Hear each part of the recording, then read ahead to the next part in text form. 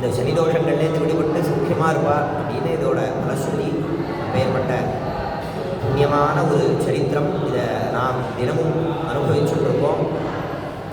அதில் இப்போது இந்த நலமகாராஜாவானவன் சூதாட்டத்தில் ராஜ்யத்தை இழக்கிறான். அதாவது இந்த புஷ்கரன்னு சொல்லக்கூடிய இவனுடைய சகோதரனானவன் இவனை ஜெயிச்சுட்டான், இந்த ராஜ்யங்கள்லாம் இழந்துட்டான். அப்படியும் இன்னும் சில சொத்துக்கள் ஏதோ பாக்கி இருக்குது. ஏன்னா ராஜாக்களுக்கு இந்த ராஜ்யத்தை தவிர இன்னும் சில சொத்துக்கள்லாம் இருக்கும் அங்கங்கே. அதில் ஏதோ கொஞ்சம் பாக்கி இருக்குது. அதையும் வச்சு மேற்கொண்டு இப்படி ஆடிட்டே இருக்கான். இந்த ஒரு சூழ்நிலையை தமயந்தியானவள் பார்க்குறா. பார்த்து ரொம்ப வருத்தப்பட்டு ரொம்ப பயப்பட்டு இப்படி இந்த நலமகாராஜாவானவன் இந்த சூழ்நிலையே ரொம்ப முழுகியிருக்கானே அப்படின்னு வருத்தப்பட்டா, கவலைப்பட்டா. அவள் என்ன சிந்தனை பண்ணா அப்படின்னா, அதை எல்லாத்தையும் பணயமாக வச்சுட்டே இருக்கான். ராஜ்யங்கள், ஆபரணங்கள் எல்லாத்தையும் இழந்துகிட்டே இருக்கான். அப்போ இவளுக்கு தமயந்திக்கு என்ன கவலை வந்துருதுன்னா, தன்னுடைய குழந்தை இந்திரசேனகா அப்படின்னு பெயர், புத்திரன் இந்திரசேனா அப்படின்னு பெயர், மகள் பெண். இந்த 2 குழந்தைகளும் இவளுக்கு இருக்குது. இந்த குழந்தைகளை பணயமாக வச்சுடுவானே அப்படின்னு பயப்படுறா. பயப்பட்டு என்ன பண்ணா அப்படின்னா, இந்த ராஜ்யத்தில் இருக்கக்கூடிய ஒரு சாரதி தேரோட்டி அவனை கூப்பிட்டு அவனுக்கு நமஸ்காரம் பண்ணினாலாம். பண்ணி அவனை பிரார்த்தனை பண்ணா. இவ மகாராணியாக இருந்தாலும் பரம வினீதையாக இருக்கக்கூடியவள். அதனால் சாரதியாக இருந்தாலும் அவன் இடத்துல ஒரு நமஸ்காரம் பண்ணி ஒரு வினயத்தோடு கேட்குறா. அப்பா, என்னுடைய குழந்தைகளை நீ விதர்ப்ப தேசத்தில் கொண்டு அவளை ஒப்படைக்கணுமே அப்படின்னு சொன்னாலாம். அதே மாதிரி இந்த குதிரைகளையும் அங்கே ஒப்படைக்கணும் அப்படின்னு சொன்னாலாம். ஏன்னா இந்த நிலைமை இந்த சாரதிக்கும் தெரியும். அதனால் அவன்கிட்ட சொல்லி இந்த குழந்தைகளை நீ பத்திரமா அங்கே கொண்டு சேர்க்கணும். இந்த குதிரைகளையும் ஜீவகாருண்யம், அதனால் இந்த குதிரையும் அங்கே கொண்டு சேர்க்கணும்னா. அதுக்கப்புறம் என்ன சொன்னா அப்படின்னா, உன்னுடைய விருப்பம், நீ அந்த ராஜ்யத்தில் இருந்தாலும் இருக்கலாம், இல்லை உன் இஷ்டம் போல் எங்கே வேணாலும் இருக்கலாம் அப்படின்னு இந்த சாரதிகிட்ட சொன்னாலாம். அப்படி இந்த மகாராணியோட உத்தரவை அவன் ஏற்றுட்டு அந்த சாரதியானவன், சாரதின்னு சொன்னால் தேரோட்டி, இந்த குழந்தைகளை அழிச்சுட்டு அவன் கிளம்புறான். இந்த குழந்தைகளுக்கு ஒன்றும் தெரியாது, என்னது சின்ன குழந்தைகள்னு இருக்கிறதுனால அதுக்கு இங்கே நடக்கிற நிலைமையெல்லாம் எதுவும் தெரியல, புரியல. ஏதோ குழந்தைகள்லாம் பொதுவாக இந்த லீவ் விட்டால் தாத்தா பாட்டி அது போகும், அந்த மாதிரி ஏதோ நம்மளை அனுப்பி வைக்கிறா அப்படின்னு நினச்சிட்டு இருக்கு இந்த குழந்தைகளும். இதுக்கும் ஒன்றும் தெரியல. இப்படி இந்த குழந்தைகளை அழிச்சிட்டு தேரில் அழிச்சிட்டு விதர்ப்ப தேசத்துக்கு போனால், போய் எங்கள் பீமன்னு பெயர், இந்த தமயந்தியோட அப்பா, அவன் பெயர் பீமராஜா அப்படின்னு பெயர். அந்த பீமராஜாவை அவனை பார்த்து நமஸ்காரம் பண்ணி இந்த குழந்தைகளை ஒப்படைச்சான். அந்த குதிரையும் ஒப்படைச்சான். இந்த தேரோட்டியானவன் ரொம்ப வருத்தப்பட்டுட்டு இங்கேருந்து அப்படியே சஞ்சாரம் பண்ணுறான். இங்கேருந்து கிளம்புறானா. அப்படி சஞ்சாரம் பண்ணிகிட்டே ஒரு தேசத்தை போய் அடைஞ்சான். அது என்ன தேசம்னா அயோத்தியா தேசம். அயோத்தியாவை போய் அடைஞ்சான். அங்கே ஒரு ராஜா ரிதுபர்ணன்னு பெயர். அந்த ரிதுபர்ண அந்த ராஜாட்ட போய் நமஸ்காரம் பண்ணி அவன்கிட்ட போய் சேர்ந்துட்டான். உங்கள் ராஜ்யத்திலே இருக்கேன் அப்படின்னா.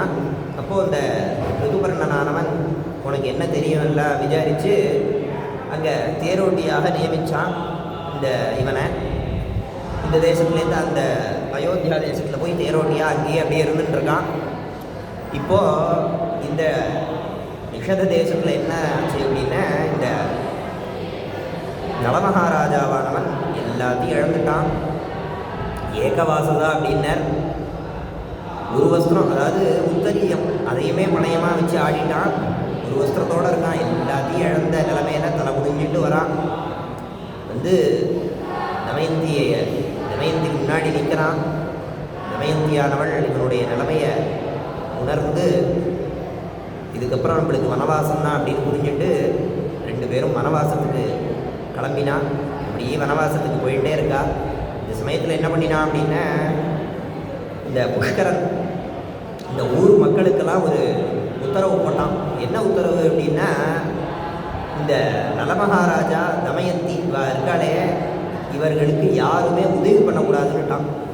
அப்படி யாராவது உதவி பண்ணினேன்னா அவர்களையும் நான் சிரச்சேதம் பண்ணிவிடுவேன், இல்லை சிறையில் அடைச்சிடுவேன் அப்படின்னு உத்தரவு போடுறான். இதை கேட்ட ஊர் மக்கள் எல்லாரும் ரொம்ப பயப்பட்டு இவனுக்கு எதுவுமே உபகாரம் பண்ணலையாம். பூஜாருகா அப்படின்னு போட்டார். இந்த நலன் அப்படின்னு சொல்லக்கூடிய ராஜா பூஜாருகா, பூஜிக்கத்தக்கவன். அப்பேற்பட்ட ஒரு பூஜ்யனை யாருமே உபச்சாரமே பண்ணாமல் இந்த இவனுடைய புஷ்கரனுடைய வாக்கியத்துக்கு பயந்துட்டு இவனை அப்படியே விட்டுட்டாலாம். இவனும் ரொம்ப துக்கப்பட்டு அப்படி சஞ்சாரம் பண்ணிகிட்டே இருக்கான். 3 நாள் ஆச்சு, அன்ன ஆகாரங்கள் எதுவுமே இல்லை. அப்படியே சஞ்சாரம் பண்ணிகிட்டே இருக்கான். பண்ணிகிட்டே இருக்கும்போது ஒரு பறவையை பார்க்குறான். அந்த பறவைக்கு ரெக்கையில் தங்கமயமாக இருக்குது. அந்த ரெக்கையை பார்த்தா தங்கமயமாக இருக்கான். அந்த பறவையை பார்த்தோன்னே சரி நம்ம பசியை தீட்டு, அதாவது பறவைகள்லாம் சாப்பிடுவாங்க இந்த கத்திரியர்கள். அதனால் இந்த பறவைகளை இந்த ரெக்கை தங்கமயமாக இருக்கிறதுனால இதை எடுத்து நம்ம விற்றா நம்ம செல்வத்தையும் அடையலாம். அதே மாதிரி இதை ஒரு ஆகாரத்துக்கு இந்த பட்சியை வதம் பண்ணி சாப்பிட்டா நம்ம பசியும் ஆறிடலாம் அப்படின்னு நினச்சானா. அப்படின்னு இந்த பறவையை பிடிக்கிறதுக்கு முயற்சி பண்ணுறான். அது பறந்துகிட்டே இருக்குது. ஒரு கட்டத்தில் என்ன பண்ணான் அப்படின்னா, ஏக வஸ்திரம், ஒரு வஸ்திரம் கட்டிகிட்டு இருக்கானே, இதை இந்த பறவை மேலே போட்டானா. அந்த பறவை இந்த வஸ்திரத்தை எடுத்துகிட்டு பறந்து போயிட்டான். இப்போ ஆகாசத்தில் போய் ஹாஹாகாரம் பண்ணிட்டு சொல்லித்தான், ஹே மூடனே, நாங்கள் யார் தெரியுமா அப்படின்னு கேட்டுதான். இவனுக்கு ஒன்றும் புரியல. அது சப்தம் மட்டும் கேட்குறது ஆகாசத்துலேருந்து. அப்படி இருக்கும்போது இது யார் அப்படின்னு கேட்டால், இந்த பகடக்காயாக வந்தது. இந்த பகடக்காயாக இவனை ராஜ்யத்தை முழுக்க எல்லாத்தையும் இழக்கும்படி பண்ணது. அதே இந்த பகடக்காய் தான் நாங்கள் பரவரூபமாக வந்திருக்கோம் அப்படின்னு சொல்லித்தான். நீ இந்த ராஜ்யத்தை இழந்தது மட்டும் போராது, உன்னுடைய வஸ்திரத்தையும் நாங்கள் அபகரிக்கணும் அப்படின்னு தான் முதல்ல உன்னுடைய ராஜ்யத்தை கொடுங்கிறதுக்காக பகட ரூபமாக வந்தோம். பகடக்காய் அப்படின்னா இந்த தாயக்கட்டைன்னு சொல்கிறாள். இதுதான் அந்த பகடக்காய் ரூபமாக வந்தோம். உங்கள் ராஜ்யத்தெல்லாம் பிடிங்கிட்டோம். இப்போ உன்னுடைய அந்த வஸ்திரத்தையும் பிடுங்கிறதுக்காக இந்த பறவை ரூபத்தில் இதையும் பிடிங்கிட்டோம் அப்படின்னு சொல்லித்தான். சத்தம் மட்டும் கேட்டுது. இதை கேட்டு ரொம்ப வருத்தப்பட்டான் நலமகாராஜா. இப்போ இப்படி இந்த ஒரு சந்தர்ப்பத்தில் இங்கே தமயந்தி ரொம்ப சோர்வடைஞ்சு இங்கே இருக்கா. அப்போ அவனுடைய அந்த புடவை தலைப்பை அதே சுற்றிட்டானா. ஒரே வஸ்திரத்தில் 2 பேரும் இருந்தாலாம். அப்போ அவள்கிட்ட சொல்கிறான், இந்த மாதிரி நான் ராஜ்யங்கள் செல்வங்கள் எல்லாத்தையும் இழந்தேன். அதே மாதிரி இந்த ஒரு பறவை என்னுடைய வஸ்திரத்தையும் அபகரிச்சுட்டு போயிடுது. இப்போ எல்லாத்தையும் இழந்தவனாக இருக்கேன் அப்படின்னு சொல்லி ரொம்ப வருத்தப்பட்டான். வருத்தப்பட்டு என்ன சொன்னான் அப்படின்னா, வரிசையாக சொல்கிறானா, இந்தந்த தேசங்கள்லாம் இருக்குது அப்படின்னு சில தேசங்கள்லாம் சொல்கிறான். ஏதே கச்சந்தி பஹவஹ பந்தானஹ தக்ஷிணாபதம் அவந்தி விருக்ஷவந்தஞ்ச சமதிக்ரம்ய பர்வதம் ஏஷ விந்த்யோ மகாசைலஹ பயோஷ்ணீ ச சமுத்ரகா ஆஸ்ரமாஸ்ச மஹர்ஷீணாம் बहुमूलफलान्विताः येष पन्था विदर्भाणां येष यास्यति कोसलान् अतः परं च देशोऽयं दक्षिणो दक्षिणापथः एतद्वाक्यन्नलो राजा दमयन्तीं समाहितः उवाचा सकृदार्तो हि भैमीमुद्दिश्य भारत. இந்த மாதிரி இந்த தேசங்கள்லாம் ஒரு வழியை காமிச்சு, இந்த வழி இந்த தேசத்துக்கு போகிறது அப்படின்னு சொல்லிகிட்டே இருந்தானா, விதர்ப்ப தேசத்துக்கு இந்த வழி போகிறது இப்படின்னு சொல்லிகிட்டே இருந்தானா.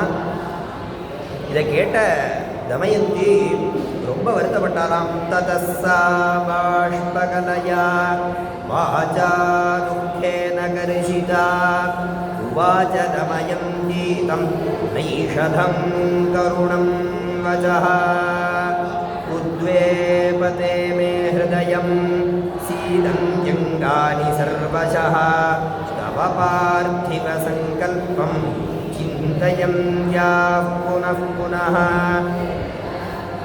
ஹ்ருதராஜ்யம் ஹ்ருதத்ரவ்யம் விவஸ்திரம் க்ஷுத்ரமான்விதம் கதமுத்ஸ்ருஜ்ய கச்சேயம் அஹம் த்வாம் நிர்ஜனே வனே ஸ்ராந்தஸ்ய தே க்ஷுதார்த்தஸ்ய சிந்தயானஸ்ய தத்சுபம் வனே கோரே மகாராஜ நாசயிஷ்யாம்யஹம் க்ளமம் ந ச பார்யா समं किञ्चित् नरस्यार्तस्य भेषजं नित्यं हि सर्वदुःखेषु சத்யமேதத்ப்ரவீமிதே.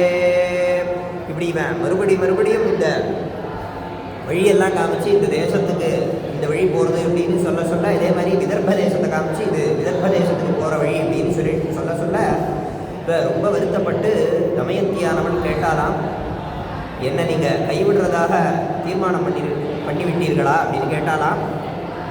அப்போது அவன் சொன்னாலாம், இப்படி ராஜ்யம் எல்லா ஆபரணங்கள் எல்லாத்தையும் இழந்து அதே மாதிரி வனே கோரேன இந்த கோரமான ஒரு வனம்னா காடு, இந்த காட்டில் உங்களை விட்டுட்டு நான் எப்படி போவேன் அப்படின்னு கேட்டாலாம் தமயந்தி. அதுக்கப்புறம் என்ன சொன்னா அப்படின்னா, நரஸ்யார்த்தஸ்ய பேஷஜம் அப்படின்னாலாம், ஒரு ரொம்ப துக்கத்திலேயே மூழ்கி இருக்கக்கூடிய ஒரு மனிதனுக்கு எது மருந்து அப்படின்னா மனைவி தான் சிறந்த மருந்து அப்படின்னு சாஸ்திரம் சொல்கிறது. அதை சொன்னாலாம் தமயந்தி. இந்த மனைவியை காட்டிலும் வேற மருந்து இல்லை அப்படின்னு சொன்னாலாம். அதுக்கப்புறம் என்ன சொன்னாலாம், அதனால் உங்களை விட்டு நான் பிரிய மாட்டேன், உங்களோடையே தான் இருப்பேன், இது சத்தியம் அப்படின்னாலாம். அதுக்கப்புறம் நலமகாராஜா சொல்ல ஆரம்பித்தான். நலகுவாச்ச ஏவமேதத்யதார்த்தத்வம் தமயந்தி சுமத்யமே நாஸ்தி பார்யா சமம் மித்ரம் நரஸ்யார்த்தஸ்ய பேஷஜம். அதுக்கப்புறம் இந்த நலமகாராஜா என்ன சொன்னான் அப்படின்னா, இந்த தமயந்தி சொல்கிறத கேட்டு எப்பேற்பட்ட ஒரு துயரத்தில் இருக்கிறவனுக்கு கூட ஒரு நண்பன்னு யாரை சொல்லலாம் அப்படின்னா மனைவியை தான் நண்பன்னு சொல்ல முடியும். அதே மாதிரி மனைவியை காட்டிலும் சிறந்த மருந்து இல்லை அப்படின்னு இந்த நலமகாராஜாவும் அதை ஒத்துட்டு அப்படி சொன்னானான்னு சொல்லிட்டு மேற்கொண்டு சொன்னானா, நான் எல்லா ராஜ்யங்கள் எல்லாத்தையும் இழந்து இப்படி நான் ராஜ்யஹீனனாக இருக்கேன், தீனனாக இருக்கேன். அதனால் நீ இந்த கஷ்டத்தை அனுபவிக்கிறது என்னால் தாங்க முடியல, அதனால் நான் இப்படி சொல்லிட்டேன், நான் உன்னை விட்டு பிரிய மாட்டேன் அப்படின்னு சொன்னானா. அதுக்கப்புறம் இவ என்ன சொன்னா அப்படின்னா, தமயந்தி மேற்கொண்டு சொல்கிறா, யதி சாயம் அபிப்ராயः தவ ராஜன் பவிஷ்யதி சஹிதாமேவ கச்சாவஹ விதர்பான் யதி மன்யசே. அப்படின்னா, ஒருவேளை உங்களுக்கு அந்த விதர்ப தேசத்தை நோக்கி போகணுங்கிற ஒரு அபிப்பிராயம் இருந்ததுன்னா, எண்ணம் இருந்ததுன்னா, நம்ம 2 பேரும் சேர்ந்து போயிடுவோம் அப்படின்னு சொல்கிறாளாம். அப்புறம் மேற்கொண்டு என்ன சொன்னா அப்படின்னா, விதர்பராஜஸ்தத்ரத்வாம் பூஜயிஷ்யதி மானத தேனத்வம் பூஜிதோ ராஜன் சுகம் வத்ஸ்யசி நோ கிருஹே. நம்ம 2 பேரும் சேர்ந்து இந்த விதர்ப தேசத்துக்கு போயிட்டோன்னே, என்னுடைய அப்பாவானவன் பீம மகாராஜா அவன் உங்களை பூஜை பண்ணி ரொம்ப கௌரவமாக வச்சுப்பான், நீங்கள் அங்கே சௌக்கியமாக இருக்கலாம், நம்ம 2 பேருமே அங்கே சேர்ந்து போயிட்டோன்னா 2 பேருமே ரொம்ப சௌக்கியமாக இருக்கலாம் அப்படின்னு சொன்னாலாம். இதோட இந்த இது ஸ்ரீமன் மகாபாரத அரண்ய பர்வணி நலோபாக்கியான பர்வணி அஷ்டபஞ்சாசோத்தியாய 58வது சர்க்கமானது பூர்த்தியாச்சு. அதுக்கப்புறம் 59வது அத்தியாயமானது ஆரம்பமானது. பிருஹதஸ்யோவாச்ச இத்யுக்தஹ சததா தேவ்யா நலோ வச वचनमब्रवीत् यथा राज्यं तव पितुः तथा मम न संशयः न तु तत्र गमिष्यामि विषमस्थः कथञ्चन कथं समृद्धो गत्वाहं तव हर्षविवर्धनः परिद्यूनो गमिष्यामि तव शोकविवर्धनः इति ब्रुवन्नलो राजा दमयन्तीं पुनः पुनः सान्त्वयामास कल्याणीं वाससोऽर्धेन संवृतां तावेकवस्त्रसंवीतौ अटमानावितस्ततः. என்ன சொன்னா அப்படின்னா, நான் எப்பேற்பட்ட ஒரு சக்கரவர்த்தியாக உன்னை ரொம்ப சௌக்கியமாக வச்சுட்டு இந்த லோகத்திலே நான் ரொம்ப பிரகாசிச்சுட்டு இருந்தேன். இப்படி ஒரு செல்வச் செழிப்போடு நான் அந்த விதர்ப்ப ராஜ்யத்துக்கு போய் அந்த ராஜாவை போய் பார்த்துருக்கேன். இப்போ நான் எல்லாத்தையும் இழந்துட்டேன். ராஜ்யம், ஆபரணங்கள், என்னுடைய வஸ்திரத்தை கூட இழந்துட்டேன். உன்னுடைய வஸ்திரத்தை நான் சுற்றிட்டு இருக்கேன். அப்படி இப்பேற்பட்ட ஒரு நிலைமையில் நான் எப்படி போய் என்னுடைய மாமனாரை போய் நான் பார்ப்பேன் அப்படின்னு சொல்லி வருத்தப்பட்டானா. இப்படி வருத்தப்பட்டு மேற்கொண்டு இவா அப்படி சஞ்சாரம் பண்ணிகிட்டே இருக்கா. ஏதாவது பழங்களோ கிழங்குகளோ கிடைக்குமா, சாப்பிட்லாமா அப்படின்னு. என்ன ஒன்றுமே சாப்பிட்லையாம். இவா அங்கே ராஜ்யத்தை விட்டு வந்து 3 நாள் ஆச்சு. இப்படி சஞ்சாரம் பண்ணிகிட்டே இருக்காளே தவிர இவாளுக்கு எதுவுமே ஆகாரங்களே கிடைக்கலையா. ரொம்ப சிரமப்படுறா. அப்போ இந்த பழங்கள் கிழங்குகள் ஏதாவது கிடைக்குமா அப்படின்னு தேடிட்டு மேற்கொண்டு அட்டமானவுன்னார். அப்படியே சஞ்சாரம் பண்ணிகிட்டே இருக்காளாம். மேற்கொண்டு அப்படியே போயிட்டே இருக்கா. அப்போது சதத்ராஜ்யாபஹரணம் சுஹ்ருத்யாகஞ்ச சர்வசஹ வனேஜதம் பரித்வம்சம் பிரேக்ஷ்ய சிந்தாம் தேயிவானே. அதுக்கப்புறம் என்னாச்சு அப்படின்னா, இவா சஞ்சாரம் பண்ணிகிட்டே இருந்தா. பண்ணி ஒரு மண்டபம், இங்கே ஏதோ ஒரு மண்டபம் மாதிரி இருக்குது, அதை பார்க்குறா. பார்த்து அந்த மண்டபத்தை போய் அடைஞ்சாலாம். இவா அப்படியே 3 நாளாக சஞ்சாரம் பண்ணிகிட்டே இருக்கா. ஆகாரங்களே எதுவும் இல்லை. அதனால் இவாளுக்கு ரொம்ப சக்தியே இல்லையாம் தேகத்தில். அதுவும் இந்த தமயந்தியானவள் ஸ்திரீ அப்படிங்கிறதுனால ரொம்ப அவளால் தாங்க முடியலை. அப்படியே அங்கே தரையிலேயே படுத்துட்டாலாம். தன்னுடைய அந்த புடவை தலைப்பை விரித்து. என்ன பெரிய மகாராணி, பெரிய ஒரு மஞ்சம்னு சொல்லக்கூடிய பெரிய ஒரு மெத்தைகள்லாம் படுத்து அப்படி சௌக்கியமாக இருந்தவ இப்போ எல்லாத்தையும் இழந்து தரையில் படுத்தாலாம். படுத்து இந்த உடம்போட ஒரு சோர்வு தாங்க முடியாமல் அப்படியே தூங்கி போயிட்டாலாம். இந்த நலமகாராஜாவும் அங்கே படுத்துக்கிறான். அவள் படுத்து என்னாச்சுன்னா, இவன் தூங்கி போயிட்டா. இந்த நலமகாராஜாவுக்கு இவனும் படுக்கிறான். ஆனால் இவனுக்கு இந்த துக்கத்தினால தூக்கம் வரல. என்ன ஒரு ராஜ்யம், இந்த செல்வங்கள் எல்லாத்தையும் இழந்துட்டான். இவன் எதுக்கு கவலைப்பட்டான் அப்படின்னா, இந்த செல்வங்கள் இழந்தது வந்து இவன் தாம் போகத்தை அனுபவிக்க முடியலையேங்கிறது இவனுக்கு கவலை இல்லை.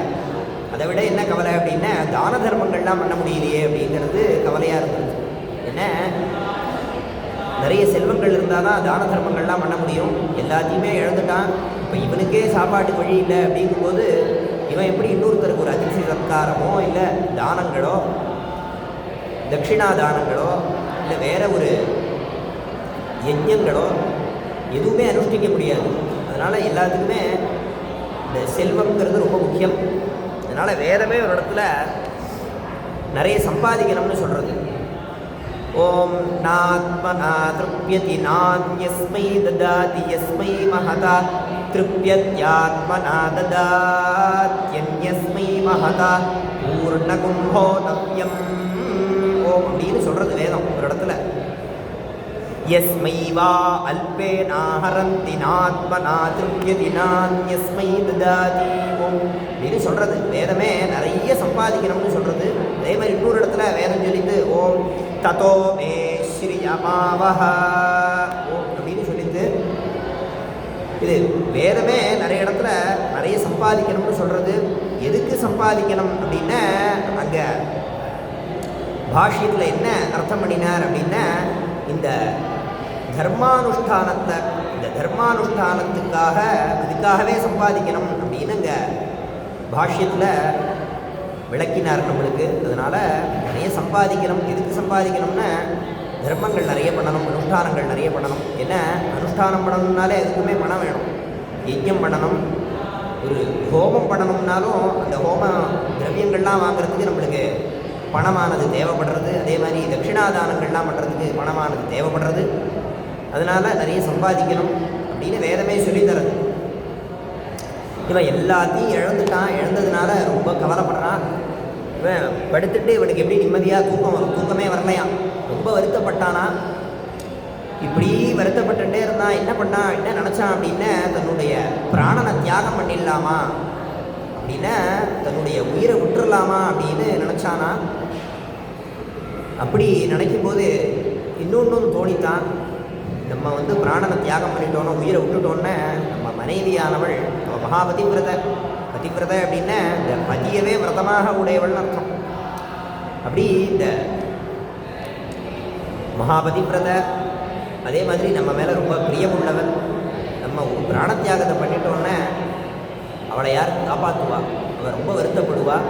இன்னும் அவள் ஏதாவது அவளுடைய பிராணத்தை தியாகம் பண்ணுறதுக்கு ஏதாவது முயற்சி பண்ணி ஏதாவது விட்டுட்டானே என்ன பண்ணுறது அப்படின்னு அதுவும் ஒரு பக்கம் தோன்றுறது. அதனால் பிராணத்தியாகம் பண்ணுறது சரியில்லைன்னு தீர்மானம் பண்ணினா.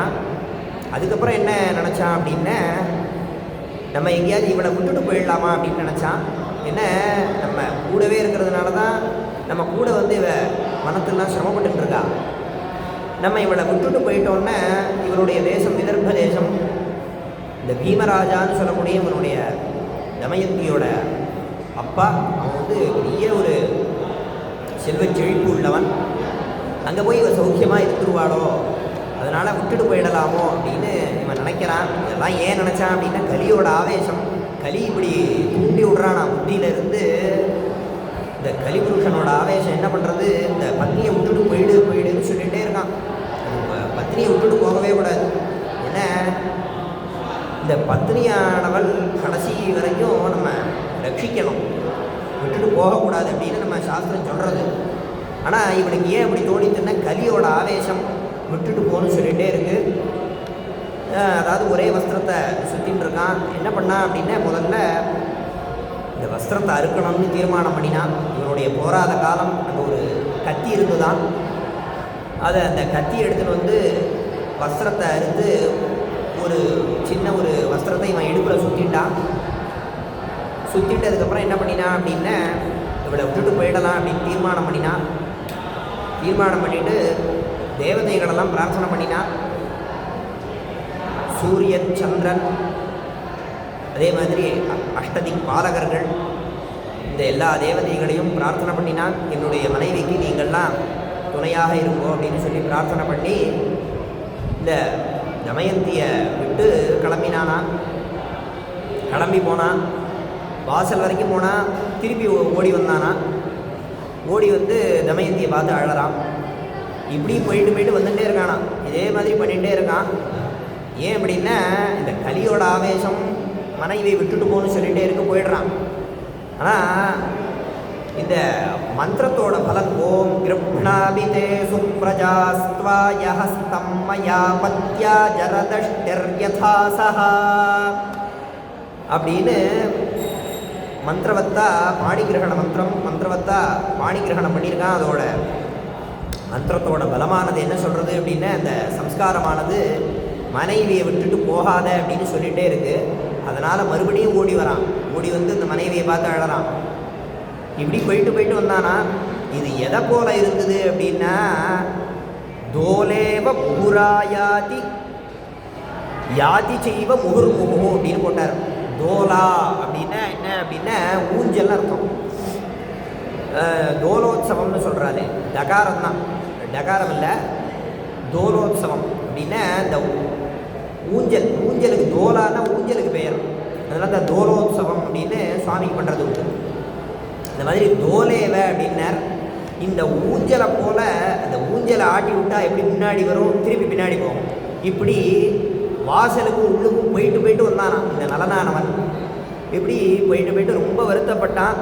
அப்புறம் ஒரு கட்டத்தில் என்ன ஆச்சு அப்படின்னா, இந்த கலிபுருஷனானவன் அவனுடைய ஆவேசத்தினால இவனை புத்தியில் தூண்டி விட்டு மனைவியை விடுன்னு சொல்லிட்டான். அந்த கலியினால் தூண்டப்பட்டதுனால இவனும் ரொம்ப அது பாதித்து மனைவியை விட்டுட்டானா. அப்படி மனைவியை விட்டுட்டு அப்படி இந்த வனத்தை விட்டு வெளியேறினான். அப்படிங்கிறதோட இந்த அத்தியாயமானது பூர்த்தியாகிறது. இது ஸ்ரீமன் மகாபாரதே அரண்ய பர்வணி நலோபாக்கியான பர்வணி 19षष्टितमोऽध्यायः. ஸ்ரீஹரயே நமः. ஸ்ரீஹரயே நமः. ஸ்ரீஹரயே நமः. நாராயணம் நமஸ்கிருத்ய நரம் சைவ நரோத்தமம் தேவீம் சரஸ்வதீம் வியாசம் ததோ ஜயமுதீரயேத். ஜய ஜய ஜகதம்ப சிவே ஜய ஜய காமாட்சி ஜய ஜயாத்ரிசுதே ஜய ஜய மகேஷதயிதே ஜய ஜய சித்ககனகௌமுதீதாரே. ஸ்ரீ ஜகதம்பார்ப்பணமஸ்து.